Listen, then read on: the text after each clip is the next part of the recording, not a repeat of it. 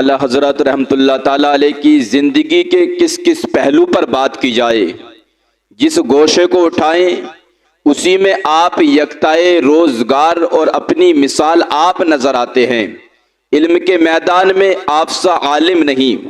عقل کے میدان میں آپ سا عاقل نہیں، فقاہت کے میدان میں آپ سا فقیہ نہیں، خطابت کے میدان میں آپ سا خطیب نہیں، تصنیف کے میدان میں آپ سا مصنف نہیں، تقریر کے میدان میں آپ سا مقرر نہیں، تبلیغ کے میدان میں آپ سا مبلغ نہیں، تصوف کے میدان میں آپ سا صوفی نہیں، اور شاعری کے میدان میں آپ جیسا کوئی شاعر نہیں۔ شاعروں کا استاد داغ دہلوی نے جب میرے رضا کے کلام کو دیکھا تو بول اٹھا، ملک سخن کے شاہی تم کو رضا مسلم، جس سمت آ گئے ہو سکے بٹھا دیے ہیں۔ ان تمام کمالات کے ہوتے ہوئے عشق رسول صلی اللہ تعالیٰ علیہ وسلم کے میدان میں آپ جیسا عاشق نہیں۔ آپ خود فرماتے ہیں، یہی کہتی ہے بلبل باغ جنا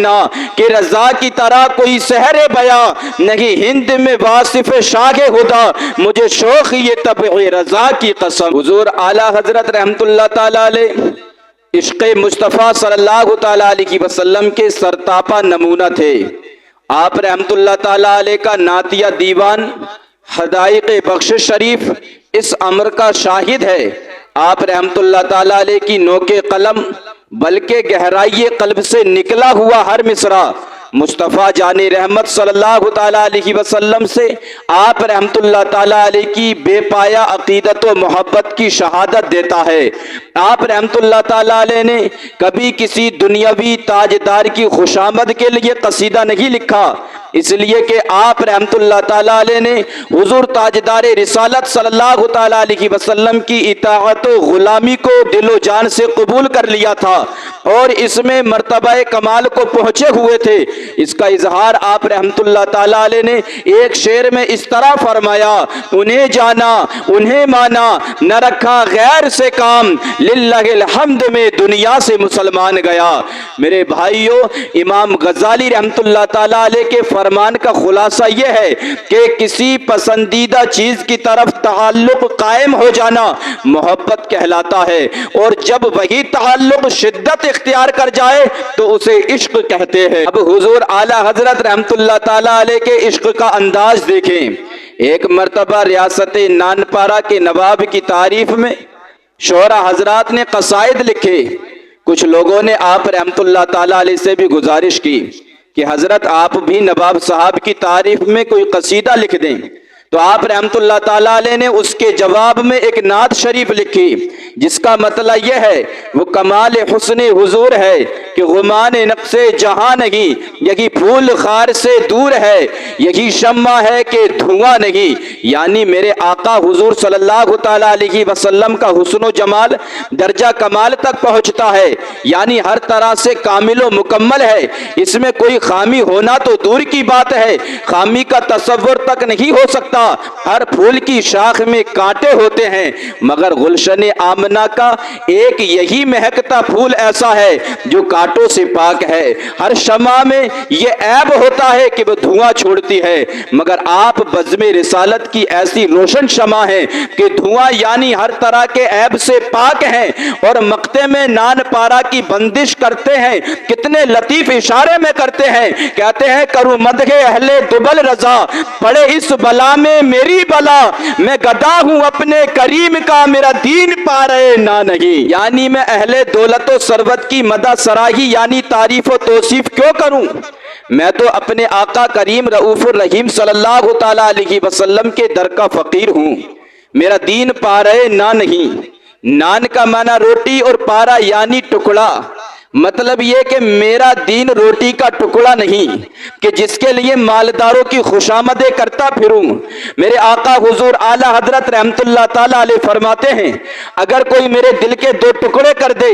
تو ایک پر لا الہ الا اللہ اور دوسرے پر محمد الرسول اللہ صلی اللہ تعالیٰ علیہ وسلم لکھا ہوا پائے گا۔ تاجدار اہل سنت شہزادہ اعلیٰ حضرت حضور مفتی اعظم ہند مولانا مصطفیٰ رضا خان علیہ رحمت रहमा सामान बख्शिश में फरमाते हैं, खुदा एक पर हो तो एक पर मोहम्मद, अगर कल्ब अपना दोबारा करूं मैं। मेरे आका आला हजरत इमाम अहले सुन्नत वली निअमत अजीमुल बरकत अजीमुल मर्तबत परवाने शमई रिसालत मुजद्दिदे दीनो मिल्लत हामिये सुन्नत माहिये बिदअत आलिम शरीयत पीरे तरीक़त बाइसे खैर बरकत हजरत अल्लामा मौलाना अलहाज अल हाफिज अल कारी अशा इमाम अहमद रज़ा खां फाज़ले बरेलवी अलैहि रहमा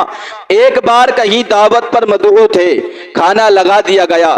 सबको सरकार आला हजरत रहमतुल्लाह ताला अलैह के खाना शुरू फरमाने का इंतजार था। आला हजरत रहमतुल्लाह ताला अलैह ने ककड़ियों के थाल में से एक ताश उठाई और तनावुल फरमाई, फिर दूसरी और तीसरी। अब देखा देखी लोगों ने भी ककड़ी के थाल की तरफ हाथ बढ़ा दिए, मगर आप रहमतुल्लाह ताला अलैह ने सबको रोक दिया और फरमाया सारी ककड़ियां मैं खाऊंगा। आप रहमतुल्लाह ताला अलैह ने सब खत्म कर दी। हाजरीन मुताजिब थे कि आला हजरत रहमतुल्लाह ताला अलैह तो बहुत कलीलुल गिज़ा यानी कम गिज़ा इस्तेमाल फरमाने वाले हैं, आज इतनी सारी ककड़ियां कैसे तनावुल फरमा गए। लोगों के इस्तिफसार पर फरमाया, मैंने जब पहली काश खाई तो वो कड़वी थी, उसके बाद दूसरी और तीसरी भी, लिहाजा मैंने दूसरों को रोक दिया कि हो सकता है कोई साहिब ककड़ी मुंह में डालकर कड़वी पाकर थू थू करना शुरू कर दे,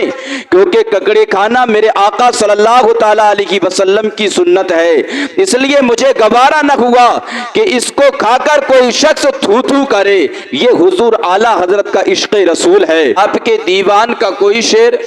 किसी आयत कुरानी की तफसीर कर रहा होता है तो कोई किसी हदीस की तशरीह बयान कर रहा होता है, कोई इस्लाम के किसी वाक़े की तरफ इशारा कर रहा होता है, और आप वसीओ अरीज मजमून को दो मिसरों के दामन में बंद कर देते हैं। आओ मैं आपको बताऊं, हुजूर आला हजरत का शेर देखें आप। हुजूर आला हजरत फरमाते हैं, क्यों जनाबे अबू हुरैरा कैसा था वो जामे शेर जिससे 70 साहिबों का दूध से मुंह फिर गया। इन दो मिसरों में बयान किए जाने वाले तवालुद को देखिए और फिर आला हजरत रदी अल्लाह ताला अन्हु की कमाले महारत इख्तिसार का अंदाजा लगाएं। हजरत अबू हुरैरा रदी अल्लाह ताला अन्हु एक मर्तबा भूख की हालत में रास्ते में मौजूद थे कि अल्लाह के हबीब सल्लल्लाहु ताला अलैहि वसल्लम तशरीफ लाए और चेहरा देखकर उनकी हालत समझ गए। उन्हें साथ लेकर अपने मकान आलीशान पर तशरीफ लाए तो दूध का एक प्याला मौजूद था जो किसी ने बतौर तोहफा भेजा था। सरकारे दो आलम सल्लल्लाहु ताला अलैहि वसल्लम ने हजरत अबू हुरैरा रदी अल्लाह ताला अन्हु को हुक्म फरमाया कि जाकर असहाबे सुफ़ा को बुला लाएं। आप रदी अल्लाह ताला अन्हु के दिल में ख्याल आया कि एक प्याला दूध से अहले सुफ़ा का क्या बनेगा, अगर ये दूध मुझे अता हो जाता तो मेरा काम बन जाता। बहरहाल हुक्म रिसालत पर अमल करते हुए असहाबे सुफ़ा को बुला लाए। अब इन्हीं को हुक्म हुआ कि प्याला लेकर सबको दूध पिलाएं। आप प्याला लेकर असहाबे सुफ़ा में से एक साहिब के पास जाते, जब वो सैर होकर पी लेते तो उनसे प्याला लेकर दूसरे के पास जाते।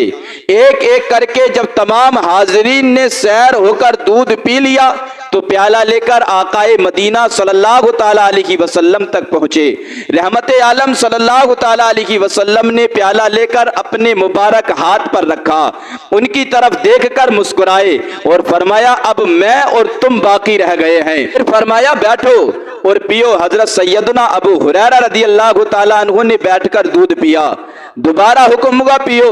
उन्होंने फिर पिया। सरकारे मदीना सल्लल्लाहु ताला अलैहि वसल्लम बार बार फरमाते रहे पियो, और हजरत सैयदना अबू हुरैरा रदी अल्लाह ताला अन्हु बार बार पीते रहे, यहाँ तक अर्ज गुजार हुए, उस जात की कसम जिसने आपको हक के साथ भेजा है, मेरे पेट में अब मजीद गुंजाइश नहीं है। सरकारे मदीना सल्लल्लाहु ताला अलैहि वसल्लम ने उनसे प्याला लेकर अल्लाह पाक की हम्द की, फिर बिस्मिल्लाह पढ़ी और बाकी दूध नोश फरमाया। देखने वालों ने देखा है वो मंजर भी ए आसी, 70 पीने वाले हैं और दूध का एक प्याला है। हुजूर आला हजरत का आप ये शेर देखें। आला हजरत रहमतुल्लाह ताला अलैह फरमाते हैं, उंगलियां हैं फैज पर, ٹوٹے ہیں پیاسے جھوم کر، ندیاں پنجاب رحمت کی ہیں جاری، واہ واہ۔ ان دو مصروں میں بیان کیے جانے والے توالد کو دیکھیے اور پھر اعلیٰ حضرت کا اندازہ لگائیں۔ ذوالقعدہ 6 ہجری میں حضور صلی اللہ تعالیٰ علیہ وسلم 1400 صحابہ اکرام کے ساتھ عمرہ کا احرام باندھ کر مکہ کے لیے روانہ ہوئے۔ حضور صلی اللہ تعالیٰ علیہ وسلم کو اندیشہ تھا کہ شاید کفار مکہ ہمیں عمرہ ادا کرنے سے روکیں گے، اس لیے آپ صلی اللہ تعالیٰ علیہ وسلم نے پہلے ہی ایک شخص کو بھیج دیا تھا تاکہ وہ کفار مکہ کے ارادوں کی خبر لائیں۔ جب آپ صلی اللہ تعالیٰ علیہ وسلم کا قافلہ مقام عصفان کے قریب پہنچا تو وہ شخص یہ خبر لے کر آیا کہ کفار مکہ نے تمام قبائل عرب کے کافروں کو جمع کر کے یہ کہہ دیا ہے کہ مسلمانوں کو ہرگز مکہ میں داخل نہ ہونے دیا جائے۔ کفار قریش نے اپنے تمام ہمنوا قبائل کو جمع کر کے ایک فوج تیار کر لی اور مسلمانوں کا راستہ روکنے کے لیے مکہ سے باہر نکل کر پڑاؤ ڈال دیا، اور خالد بن ولید اور ابو جہل کا بیٹا اکرمہ یہ دونوں 200 چنے ہوئے سواروں کا دستہ لے کر مقام غمیم تک پہنچ گئے۔ جب حضور صلی اللہ تعالیٰ علیہ وسلم کو راستے میں خالد بن ولید کے سواروں کی گرد نظر آئی تو آپ صلی اللہ تعالیٰ علیہ وسلم نے شاہراہ سے ہٹ کر سفر شروع کر دیا اور عام راستے سے کٹ کر آگے بڑھے اور مقام حدیبیہ میں پہنچ کر پڑاؤ ڈال دیا۔ یہاں پانی کی بے حد کمی تھی، ایک ہی کنواں تھا، وہ چند گھنٹوں میں خشک ہو گیا۔ جب صحابہ اکرام پیاس سے بےتاب ہونے لگے تو حضور صلی اللہ تعالیٰ علیہ وسلم نے ایک بڑے پیالے میں اپنا دست مبارک ڈال دیا۔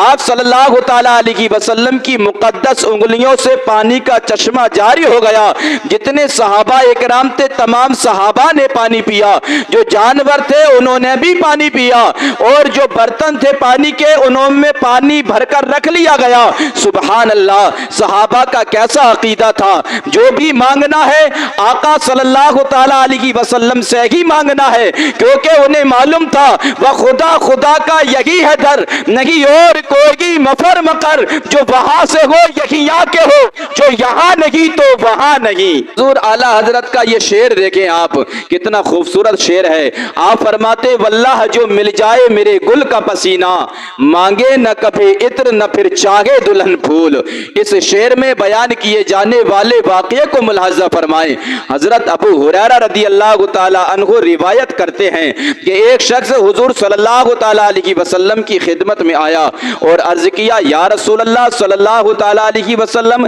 میں نے اپنی بیٹی کا نکاح کر دیا ہے، میں اسے اس کے خاوند کے گھر بھیجنا چاہتا ہوں، میرے پاس کوئی خوشبو نہیں۔ آپ صلی اللہ تعالیٰ علیہ وسلم کچھ عنایت فرمائیں۔ حضور صلی اللہ تعالیٰ علیہ وسلم نے فرمایا ایک لکڑی لے آؤ اور ایک چھوٹی سی بوتل لے آؤ۔ وہ گئے اور ایک چھوٹی سی شیشی لے آئے، بوتل لے آئے اور ایک لکڑی لے آئے۔ حضور صلی اللہ تعالیٰ علیہ وسلم نے اپنے بازوؤں سے پسینے کو اٹھایا اور اس شیشی کے اندر ڈال دیا اور آپ نے اس کو دے دیا، کہا جاؤ اور اپنی بیٹی سے کہنا جب دل چاہا کرے تو اس کو لگا لیا کرے۔ جب اس کو نبی کی یاد آتی تو وہ خوشبو کو لگا لیا کرتی تھی۔ اللہ رب العزت کی قسم سارا محلہ مہکتا تھا اور اس سے زیادہ خوشبو کسی کے پاس سے نہیں آتی تھی۔ کیونکہ پسینہ میرے سرکار کا لگا ہوا ہے۔ آپ صلی اللہ تعالیٰ علیہ وسلم کا ایسا پیارا واقعہ ہو اور امام اہل سنت خاموش رہے، نہ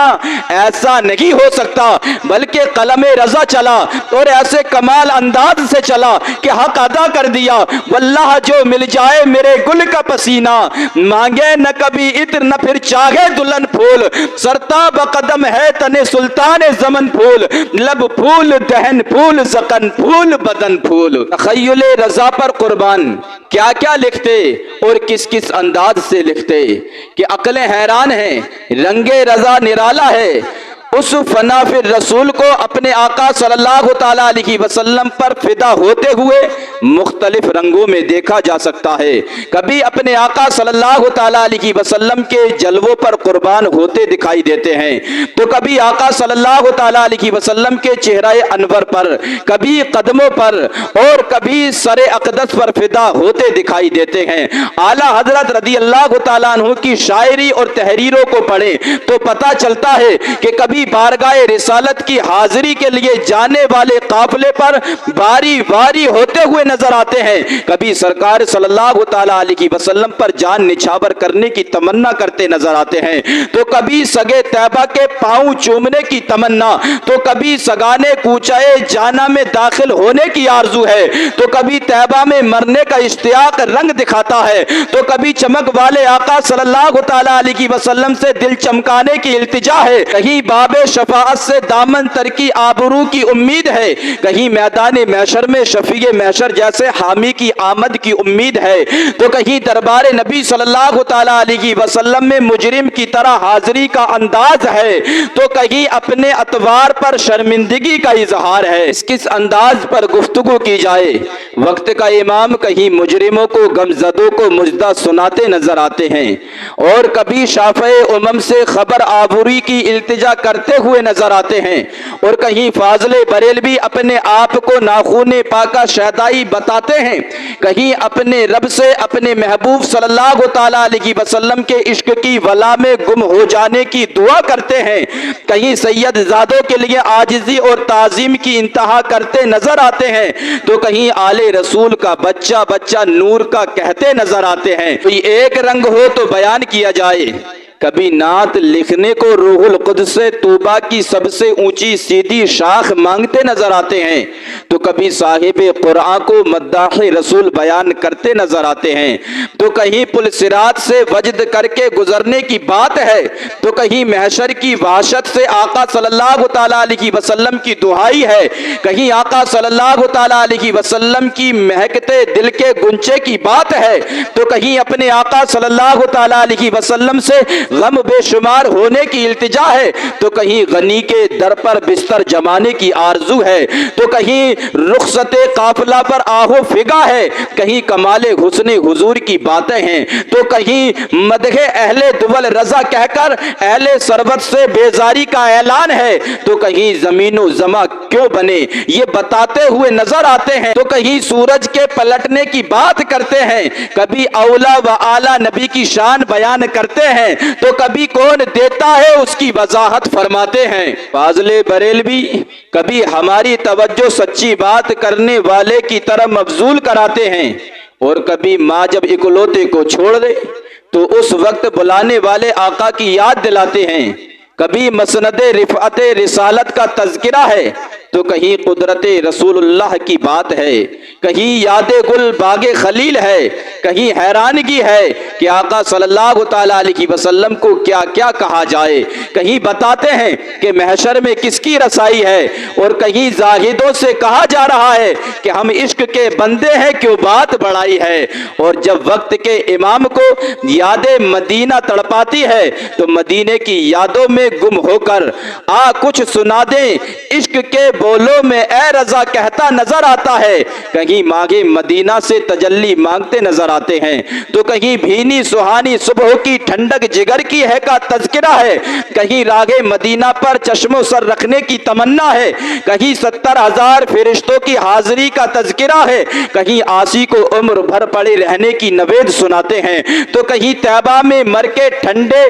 चले जाने की बात करते हैं, कभी शहरे शफाअत नगर की बात करते हैं। रजा के किस किस कलाम और कलाम के किस किस शेर की बात की जाए, इमाम इश्क व मोहब्बत आशिकों को सरकार दो आलम सल्लल्लाहु ताला अलैहि वसल्लम की राह गुजर की शनाख्त बताते हुए नजर आते हैं, तो कहीं भीख मांगने की तमीज का अंदाज बताते हैं, कहीं बेहयाइयों पर मुंह छुपाने का तज़किरा है, तो कहीं मजे की भीख की गुफ्तगू है, तो कहीं सफर मेराज के तसव्वुर में गुम है, तो कहीं नूरी आका के दरबार से प्याला تعالی نور بھرنے کی التجا ہے، اور جب آقا صلی اللہ تعالی علیہ وسلم پر سلام بھیجنے کا موقع آتا ہے تو عاشقوں کا امام غریبوں کے آقا فقیروں کے داتا پر درود و سلام کروڑوں بار بھیجتے ہیں، تو کبھی شکم کی قناعت، مانگ کی استقامت، کانے لالے کرامت، بھووں کی لطافت، میٹھی میٹھی نیچی نیچی نظروں کی شرم و حیا،